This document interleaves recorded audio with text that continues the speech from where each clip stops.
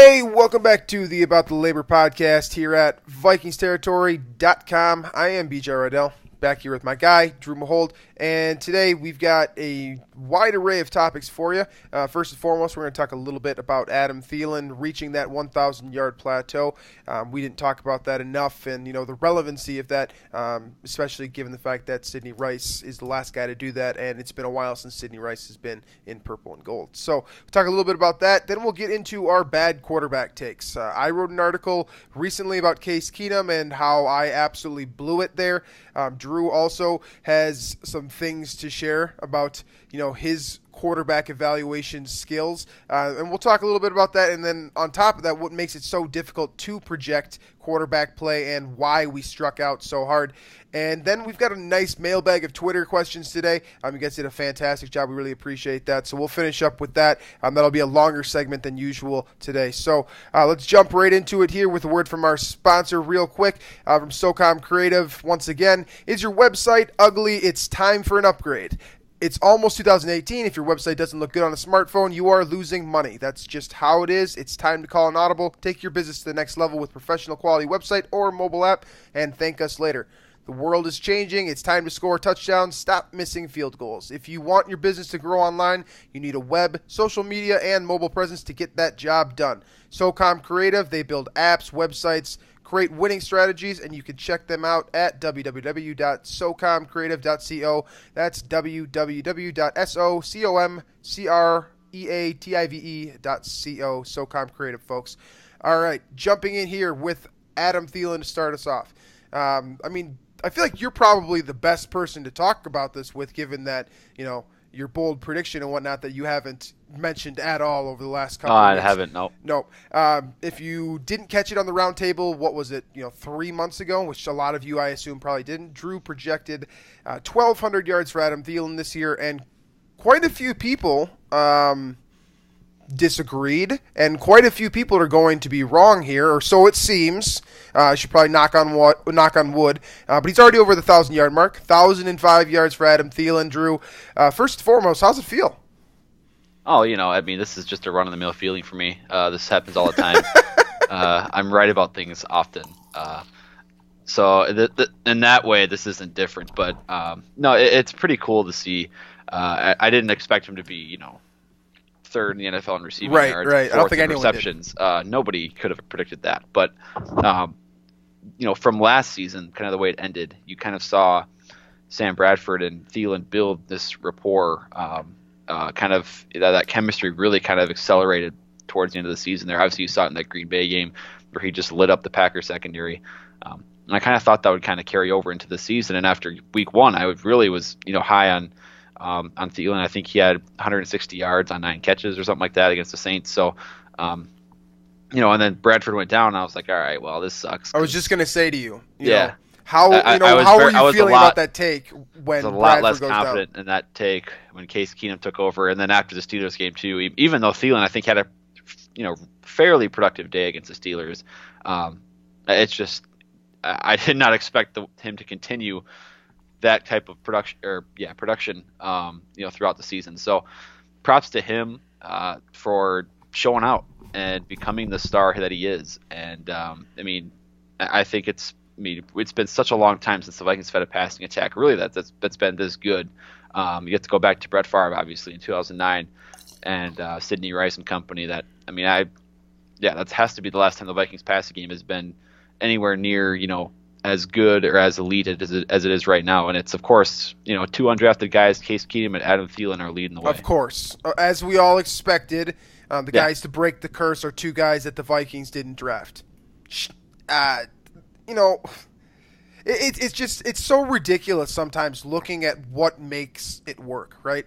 Like football, and dude, this is such like a it's a strange thought. Football in general, we try so hard to predict what's going to happen every single week. You and I, every single week, not only are we predicting, what's going to happen with the Vikings game, we're projecting, I should say, we're also, going through every other game and predicting the outcome here. Every offseason, we go through a bunch of prospects, I generally go through about 250 prospects, and We try to evaluate them, project their future, and it's just how embarrassing does it have to be for scouts to look at Adam Thielen and Case Keenum blowing it up? Because that's straight up, that's embarrassing. Like, I'm not saying that I didn't get it wrong. I'm saying that the fact that human beings who have been, that dedicate their life to scouting football players and that put so much time and effort into it. And there's hundreds to thousands of these individuals that. How have we not figured it out yet? They all got these guys wrong. How have we not figured out how to perfectly evaluate a wide receiver? And Thielen didn't even get a scholarship to a Division I school. Case Keenum, Houston, during a time when that program was, he made that program big. It's not like he was, playing for some major FBS school. He didn't. These are two lower key guys that no one expected to succeed. And my question is simply, why can't we figure it out? Like, how is this happening? I don't have an answer. I guess the best thing that I can come up with, and this is going to kind of lead into our QB discussion here shortly, but we can never really predict the situation a player will fall into. Right. That's, I think, part of the reason so many of these Browns quarterbacks over time that have been drafted have turned out to be bad, because they're planted in a situation that doesn't work out for them, doesn't hone in on their skills, doesn't give them the best chance to succeed. And then two, I think there's the element that is so difficult to evaluate and to measure is just a work ethic and a drive, and it's something that nobody knows exactly how to measure, and I think nobody will ever know how to measure. There's always this guy has that work ethic, he has the right attitude, that type of thing, but there's no way to really measure it. It's just something that, as far as we know, people either have or don't. But there's definitely a quantifiable, aspect to it that people will never be able to quantify, and I think that's why, with Thielen, with Case Keenum, with all these other undrafted guys, that the Vikings keep rolling onto the field and they keep filling in key roles. The Vikings have apparently struck gold with these type of players, and in that aspect of the development of players' games, that work ethic, that drive to succeed.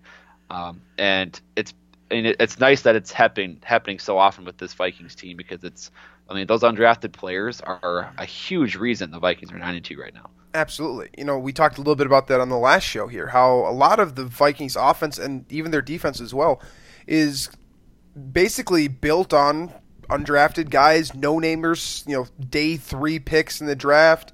It's so impressive what Rick Spielman has done here to build basically, a force, a 9-2 team out of a ton of, misfit toys to some degree. It's extremely impressive. And, to get back to Adam Thielen, look at what this guy has, accomplished when no one said he could do it, right? Comes into the league a couple of years back. Well, before that, let's even go even further back. Doesn't even get a combine invite. Of course not. He's a Division II player. He does basically a tryout, an opportunity for, again, misfit toys basically, and very, it's a tryout that basically you and I could have essentially, attended. It's an opportunity just to go out there, and there are going to be Viking scouts there, and for the most part, no one's going to get assigned, no one's going to be signed to a deal during these types of evaluation sessions. But Thielen gets himself a contract. It's the opportunity to come into training camp, and think about when we were talking back in August, how impressive it was, to Sean Bauer and whatnot.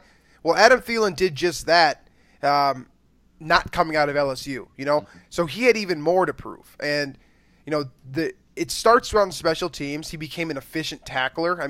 He's a wide receiver. He was an outstanding tackler on special teams. 2014, he was very good on special teams. Very good. Unbelievable. Kick coverage. And then just slowly we've seen him progress into a terrific route runner. Just one of the very best in the NFL as far as routes are concerned. He uses his entire body to run his routes, head fakes, kind of going in between his strides, long, short, moves his shoulders certain ways. He uses his entire body to run routes, and that was what started it.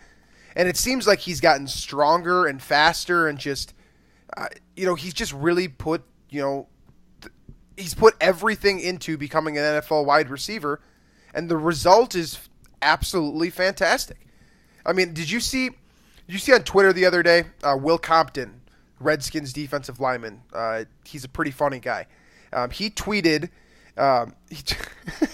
he tweeted out basically saying like that how the announcers always act like, how did we miss on this guy? How, like, what was like announcers during the game? They're always like, I don't know how everyone missed on this guy. How does it happen? And in his tweet is just like, well, how funny would it be to hear him say that? Well, we don't expect white guys to turn out this way.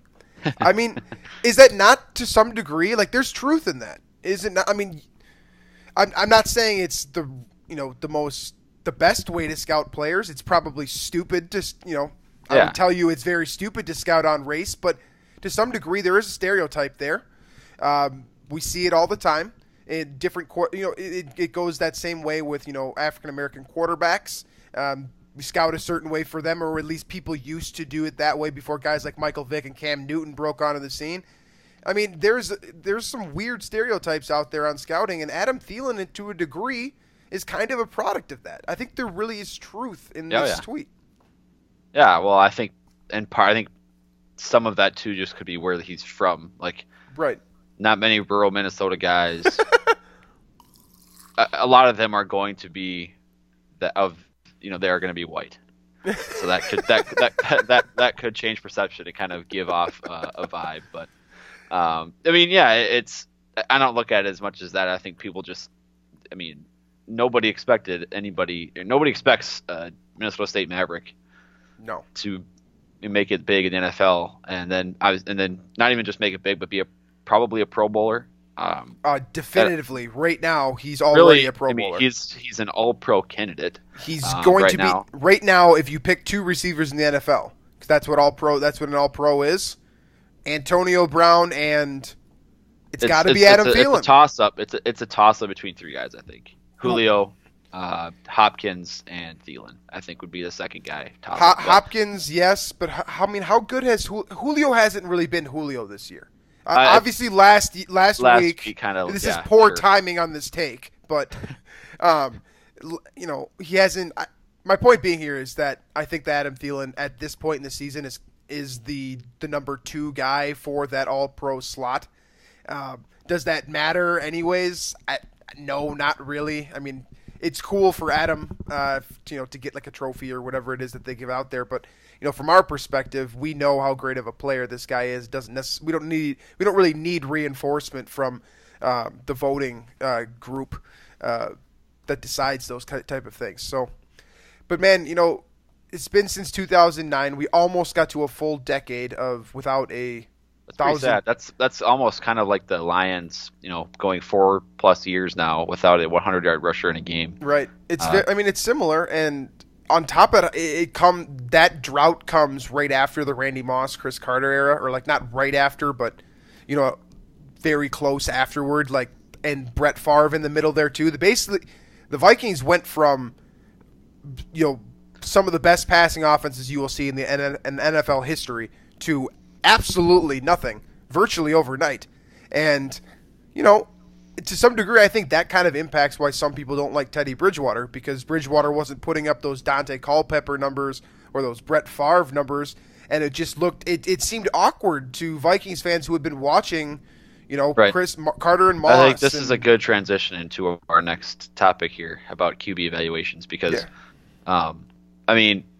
evaluating quarterbacks, like I alluded to earlier, it's not impossible, because I think there are certain traits that you can look at and clearly see, even just watching a game on TV. You can see arm strength, you can see accuracy. Those are kind of the main two things. You can see the pocket movement, you can see those things. But you never can fully grasp how much an offensive line with stable protection helps, or a receiver throughout the course of a season helps, a quarterback with trust, with the chemistry. There's so many things that affect the quarterback position that it's so the range of which you could hit or miss on a player is so wide, I think. And I think we both kind of missed on Case Keenum because, we watch a bunch of Houston Texans or Rams games prior to the season. I know you kind of went through his games, after the Vikings had signed him. I did not do that, admittedly. I just kind of went off of what I had previously seen on, when I've been watching football and they happened to be on. But and we just, we kind of got this perception of him that, this is what he is, and he was in a poor situation both times. So we kind of dismissed Keenum as, okay, he's this backup who, record wise, he could probably win you some games with a good supporting cast, but right. You don't want him as a starter long term or a starter for. Well, no one had wanted him. Yeah. Right. You don't want him as a starter for a chunk of games. The last thing you need is right now is the Bradford injury. That's a season long one, because then you have Keenum for an extended amount of time, and we were scared of that. And I just think that goes to show, quarterback evaluation. There's so many examples you could put in here, but it's such a wild card. It's such a wild card evaluating quarterbacks. It really is. It's strange because, like you said, it seems so clear when you're just watching the game. Like, a good quarterback when you see one, right? It's just one of those things where, like, you watch Tom Brady manipulate whatever, everyone basically, and it's just very obvious. He's he's a surgical passer. It's very clear that Tom Brady, sixth-round pick. Right, sixth-round pick. Right. It's very, very clear how good of a quarterback he is when you watch him now. But, like, you go back and you look at that Houston Texans film, that LA Rams film, and the St. Louis Day a year as well for Case Keenum, and I will argue. I'll still argue to this day what the film showed there in those eras of his career was bad, straight up. Like, there was nothing on film during those two eras of his career that really suggested any reason to believe that he could be great. Now, that gets you to the point that you just made about, well, these are two completely different offenses. The bad coaching staff with Jeff Fisher, for sure. That was just the worst situation ever. Sean McVay has proven that overnight. Yeah. But you can't necessarily know that until he's put into a good offense. And right. Let's be honest here, Pat Shurmur last year was fine. He wasn't great. He was still kind of making that adjustment from Norv Turner and kind of switching out some stuff from that Air Coryell into his more West Coast stuff. And that transition was, not the smoothest thing in the world. So I guess looking at Pat Shurmur's offense, with Keenum, it just didn't seem to be a great fit because there was no reason to suggest in my head that what Shurmur was doing could elevate the play of Keenum. Now we've seen that play out over the last 10 weeks. It's pretty clear now that Pat Shurmur is capable of elevating his play with play action. There's some concepts that you see absolutely all the time. You're going to see Kyle Rudolph run that play action and just basically drop off into the flat. I swear that play is coming 2 or 3 times every single game. Against Detroit last week, starting off in the second half, 4 consecutive run plays to start the next drive, play action. Generally speaking, coaches are going to have a second half script, so that was all planned out by Pat Shurmur. He knew ahead of time, this is what we're going to do. We're going to try and jam it down their throat, and then once the linebackers come in, we're going to run play action. And that's really benefiting Keenum because the one thing that he has really always done well is read the field, which is an intangible quality, know the playbook, knowing his assignment, knowing his reads and how quickly he can get there, and basically his feel for the pocket. Those are two things that have kind of always showed up for Keenum, whether it was when he was at Houston or Houston, the university, or Houston, the professional football team. We've always seen those qualities for Case Keenum, and now bringing that into Pat Shurmur's offense, that's the difference here. Play action. That is the difference, and straight up, I was just so wrong. Like, there was.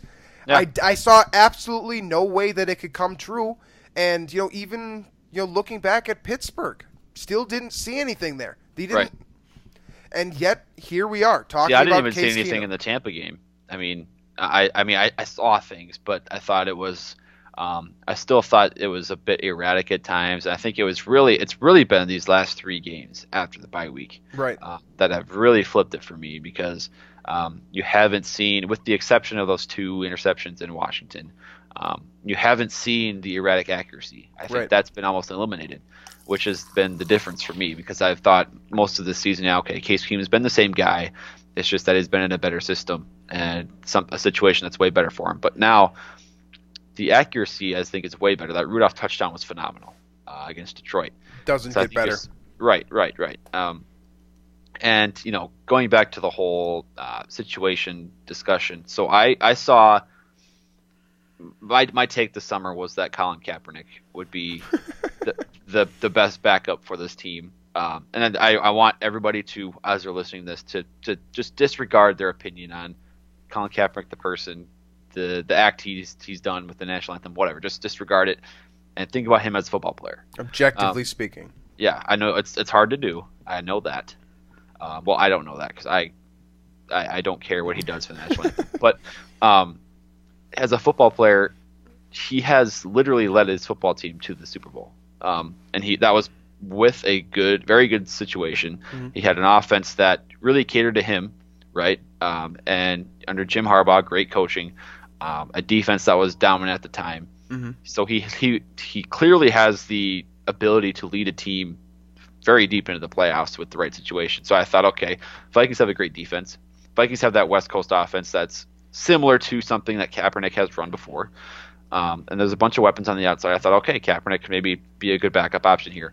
But I never even gave Case Keenum a chance to have the same benefits from the good situation. So that was my error, I guess, in this, is that I just assumed that Kaepernick would be the exact same player in this with the Vikings, and B, I didn't even give Keenum a chance to be an improved player, which is, again, we have to at least leave the chance of something really beneficial happening, or B, the opposite. When we look at quarterback evaluations in the draft, in undrafted guys, whatever it may be, because there's so many variables with the QB position that it's really impossible to cover them all.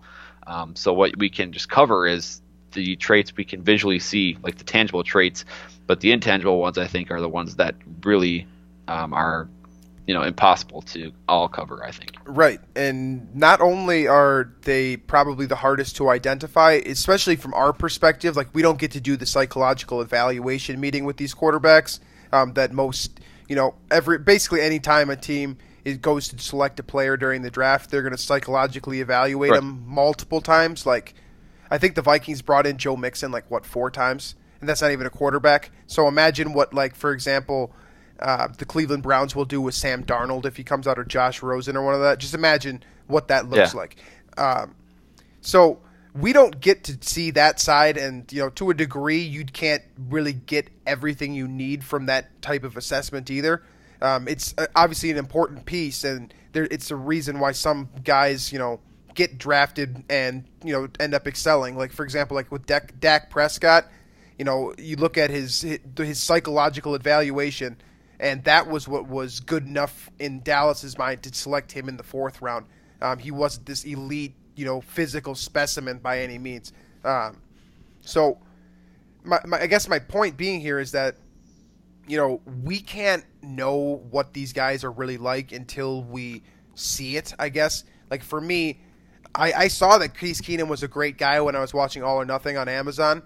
I saw how dedicated of a player he is and how important it was for him to succeed. But, it didn't hit me until I saw him show that on the field, right?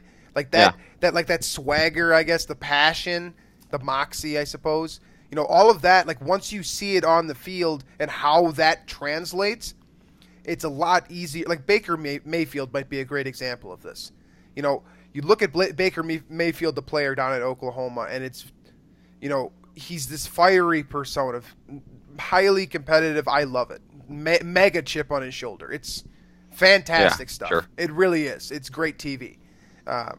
And the way you can evaluate that is, a lot of people have had him fly up their boards this year because I've literally saw people, remember when he shook his nuts at everyone? The controversy, I've seen almost more positive reviews of that respected people in either front offices or formerly had front office jobs, etc. They've almost said more positive things, from what I've seen anyway, than negative things about that. And that's exactly how I felt when I watched that. So That's how I am going to evaluate Baker Mayfield. Now, that also means that I don't necessarily know everything else about him. I just know the guy that I see on the field, and to me, his personality is kind of like Case Keenum in terms of being like extremely, extremely competitive. And Case Keenum isn't, he hasn't shook his balls at anyone yet, but I think he's a fiery competitor as well. And that's the type of thing where it's like you could see that. And you could see the production on the field, and yet until he gets onto the training camp spot, in there and starts working it, and then once he finally gets to the regular season, and you have an opportunity with all of these star pieces around him, that's when you can truly evaluate a quarterback. And I think that this is the first time we've really had the opportunity to truly evaluate Case Keenum. Right. I mean, that's how it is with every quarterback. And, I think the bottom line here is that tangible traits like, arm strength, arm accuracy, movement in the pocket, all of those things can only get a guy so far. True. And they don't do anything Jamarcus for Russell. you. They don't do anything for you if you're stuck on the Browns, a la Deshaun Kaiser right now. It's just, we need to keep that in mind, and I'm going to keep that in mind moving forward when I discuss quarterbacks and Colin Kaepernick, Case Keenum. But it's the quarterback position is just it's impossible, and it's the situation will always, to some degree, make the player. I mean, even if you're a guy like Aaron Rodgers and have all the talent in the world, the Packers, Mike McCarthy doesn't do a lot of things right, but one thing he does or has done right is give Aaron Rodgers a lot of freedom and a lot of kind of it's simple stuff that Rodgers can kind of make more complex on the fly, and that's how he has taken advantage of his talents, and that's how the Packers have kind of exploited other teams. It's just by letting Rodgers get comfortable early in his career and then let that kind of progress into superstardom. So you need to have those tangible traits, but the intangible traits are usually more valuable, and then obviously the situation, the supporting cast, etc., is also probably more valuable as well. Before we move on here to the Twitter questions and finish up this show, I want to point to two guys for you. First one is Deion Jordan. His former first-round pick. A lot of people have considered him to be a bust. Miami released him. Now he's in Seattle. He's been injured a lot. He's done some dumb stuff off the field, but he basically he gets his second chance in what I would consider to be a perfect situation. The defensive line in Seattle, if you're going to reboot your career, you want to play defensive line in Seattle.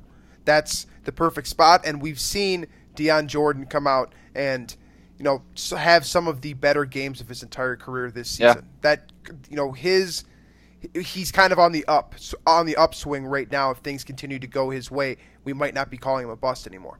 Second guy I want to point out here for the system example is Odell Beckham Jr. Right? So when he was at LSU with Jarvis Landry, that passing attack was fine. Like he did good. It was LSU like, but it was LSU, right? This was he wasn't in Mike Leach's air raid offense. Yeah. This was a system that they're designed to run the football essentially. Think about Leonard Fournette example. They like to run it down your throat. And Beckham and Landry, those two guys were on the same team, and they got fairly solid production from them, but they come to the NFL and you're looking at two of the best receivers in the entire league now in terms of receptions, yards, touchdowns. All those big numbers that people love, yards per reception. All of that changed as soon as they got into different offenses. Odell Beckham goes to New York, and this is why he's the perfect example here. A highly, high octane offense out there with the New York Giants, and a lot of vertical stuff. And all of a sudden, there's so many examples of what there's a million of them. Many examples. Randy Moss when we went to Oakland. Yeah. And then he went back to New England, and he just randomly, oh wow, he had a 23 touchdown season. I wonder why, Right. The point being here, to keep it simple, is that situation definitely matters. And for Case Keenum, it's the difference between making $2 million and probably $16 million right now. Yep. So let's move on here to the Twitter questions segment of the show. Since we were talking quarterbacks already and kind of talking about how system affects them, I think that we should probably start right there. Yeah, because we have a question from this is at Derek D. Back on Twitter. He says, am I wrong to think that Case is a product of Shermer's offensive genius? And if he is re-signed, will this blow up next year if Shermer leaves? How do you feel about Case Keenum being the guy if Pat Shermer is no longer the offensive coordinator? Well, a couple things here. I'm going to answer this in two parts. First thing being, I don't feel good about it. If Pat Shermer were to leave, I would be very concerned because, like we just stated for the last 15 minutes here, system is very important, and it's definitively important to Case Keenum. So, yeah, if he walks, that's scary just because I don't know. It's an unknown thing. I mean, we also need to know who the next offensive coordinator would be, right? If it's someone that I like, for example, I might be a little bit more positive, but, just simply put, that would scare me. The second thing being here is I don't think Shermer is going to leave. I want to get this on audio because I think that, remember when we had Norv Turner around, Norv Turner was never looking to be a head coach again. He was going to retire an offensive coordinator. Pat Shermer, I think, he's a similar guy. He was a meh head coach in Cleveland, and I think that his calling really is play calling on offense, coaching up offensive players, that type of thing. And I think that at this point he probably realizes that he might be able to make more money as an offensive coordinator than he could a head coach without the headache of doing press conferences 3 times a week. He only has to meet with the media once a week. So I don't completely buy the whole idea that he'll stay for sure. I still think there's that possibility he could leave, but I would agree that it's tough to be that very super confident in Case Keenum without Pat Shermer on his side. So that's kind of where I am because again, you can how good you can have any bad quarterback in the league. I think essentially that to come in Minnesota right now, and this team would still be above 500. I think. Right. I mean, there's a lot of backup quarterbacks that could be where the Vikings that could have succeeded with the Vikings' current situation. I think. Not to say that the team would be 9-2 or whatever. I mean, especially over these last couple of games, but the Vikings would still be very much in the playoff hunt. Succeeding is relative here, right? I mean, with Case Keenum, they're not just the Vikings had Kyle Sloter at quarterback through this time. I think the Vikings are still an above 500 team, but that also means we have to keep in mind here that they would be probably an above 500 team. The difference being is that Case Keenum isn't just succeeding. He's excelling. Right. That's the difference here. For sure. Yeah.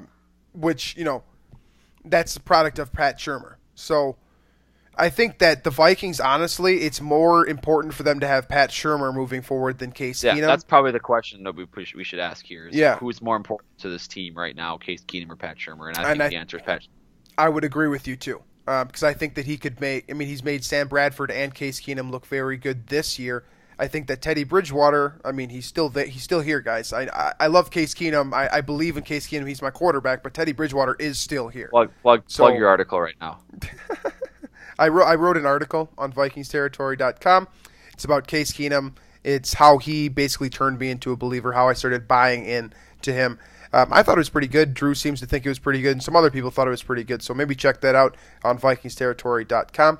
But yeah, to get back to the point here, I think that I agree with you that pretty much a lot of quarterbacks, basically if you're a top 25 quarterback in this league right now, I think that the Vikings could have success with them just because the offense is built for a lot of quarterbacks to succeed, like you said, and this defense is crazy.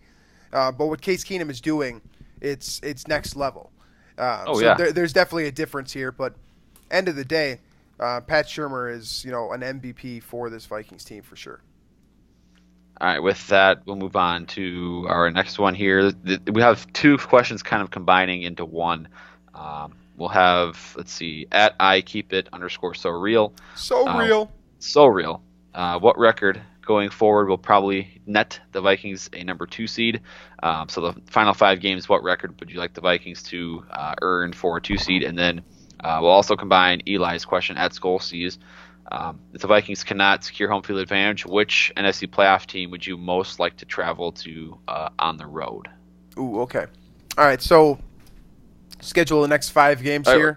The question was not, would you be most nervous to travel on the road to? Gotcha. I got you. Okay. Okay, so Atlanta, Carolina, Cincinnati, Green Bay, Chicago, right? I think that if they go 3-2, that's probably going to be good enough right now. That gives you 12 wins. Yeah. And what's important about it is which wins they get, right? If they beat Atlanta and Carolina, I think that locks up that 2 seed. At the same time, if they go 3-2 and the 2 losses are to Atlanta this week and Carolina next week, sure. I think that it changes my thinking here. So it's not necessarily a matter of how many wins do you need. It's a matter of which teams you need to beat. And in my opinion, if they go into Atlanta and go into Carolina and take care of business, that's going to be good enough to get that 2 seed. Right. I think if they split the next 2 weeks, I feel pretty good about it because looking at, I think we discussed this last show, the way that NFC South schedule plays out here, those teams are going to beat up on each other quite a bit over the next few weeks. And there's going to be losses to the hands of each other. And so I don't expect, for example, the Falcons already have 4 losses. I don't expect them to get to 12 wins. They'd have to sweep the rest of the season with a few tough games left.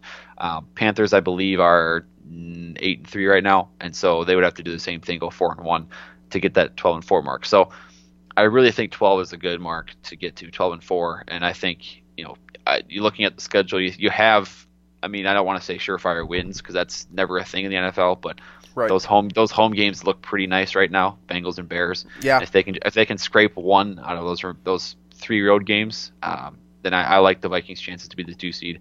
So, which leads into Eli's question about which team would you most like to not go on the road against, remaining in the NFC playoffs here. This is assuming if the Vikings are a 3 seed and they're playing against a 6, right?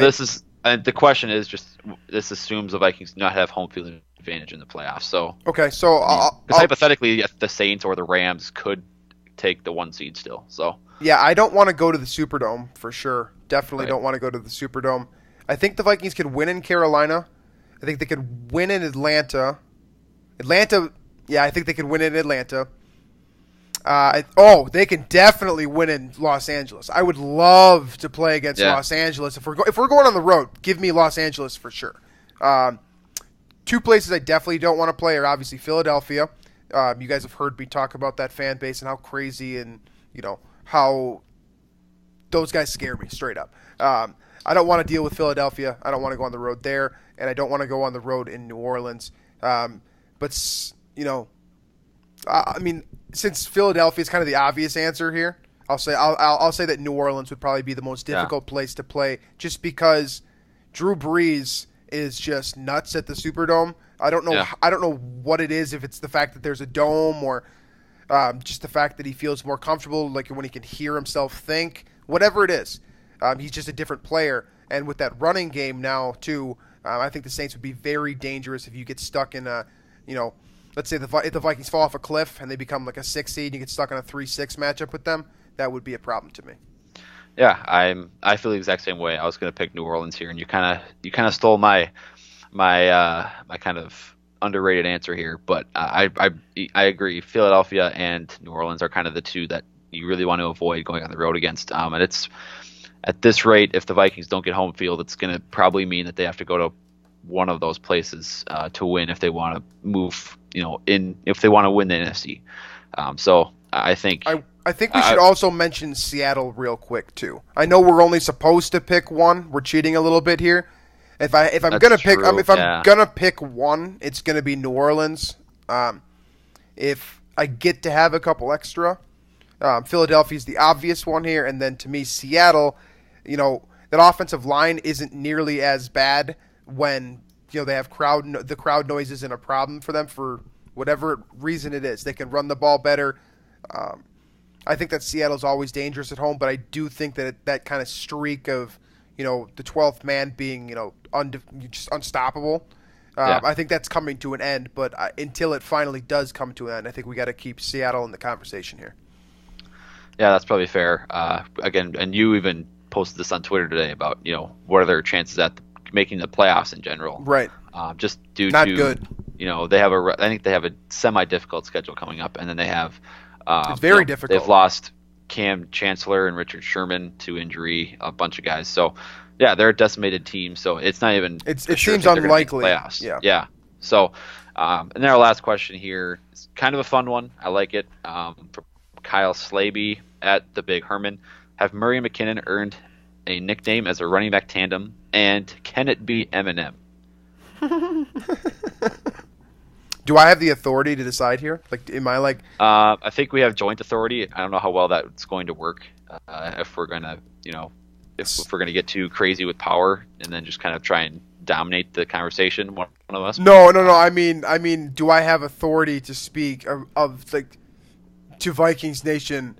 The new nickname for Jerick McKinnon. You can claim the authority. Is Eminem. You can claim the authority. I'm not sure how many people are going to listen to you.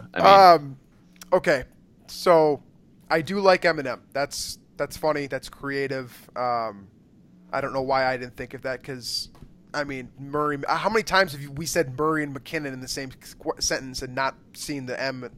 Regardless. Yeah.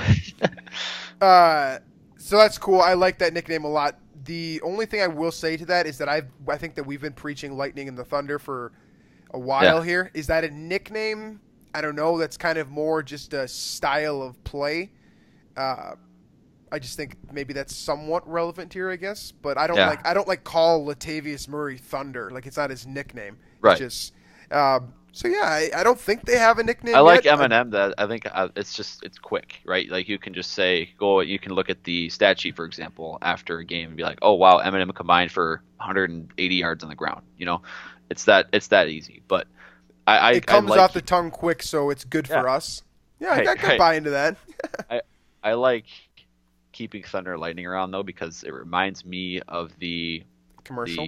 But the Expensiata takes of Latavius Murray. Because Thunder and Lightning was also a thing last year with Matt Asiata instead of Murray, and I've always thought that Murray was going to be an upgraded Thunder to the Lightning, and that's only going to improve this running game. And then, Dalvin Cook came along. People looked at Latavius Murray as essentially Matt Asiata, just more expensive. And then, lo and behold, as soon as Murray gets a role, gets a chance to prove some things, then he becomes better than Matt Asiata in a lot of ways. So all the ways, 100% of the ways.